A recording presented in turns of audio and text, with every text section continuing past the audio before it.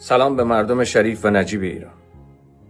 آنچه این روزها در ایران میگذره بازتاب همین فشارها و نادیده گرفته شدن هاست.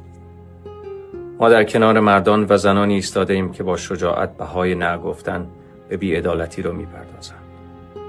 در کنار جوانانی که آیندهشان گروگان گرفته شده و خانواده هایی که داغ دارن. سرکوب و خاموش کردن صداها راه حل نیست و تاریخ نشان داده که حقیقت را نمیتوان برای همیشه دفن کرد. هر صدایی که امروز خاموش شود فردا بلندتر باز میگردد. این یک پیام روشن است که مردم ایران تنها نیستند. دردشان دیده و شنیده می شود و حقشان برای آزادی و کرامت انسانی قابل انکار نیست. و در پایان امید به روزی که هیچ ایرانی برای گفتن حقیقت نترسد و هیچ حکومتی مردمش را دشمن خود نداند.